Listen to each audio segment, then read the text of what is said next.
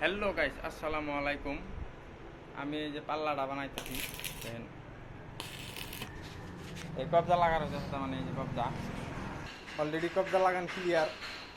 এটার মধ্যে গ্লাস হবো।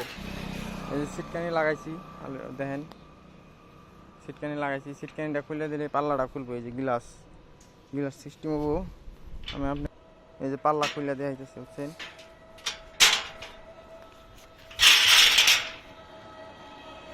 এই যে বুঝা গেছে গা, ভিতরে গিরিল হইলো, ওটা গিয়ে আমরা গ্লাস লাগাবো, বুঝছেন? আপনারা যদি বানান যোগাযোগ করতে পারেন, আর যদি আমার কাছে না বানান তাহলে ফাঁকে বানালে এই সুন্দর করে। বর্তমান কাঠের চৌকাঠ মানুষ কমই দেয়, বুঝছেন?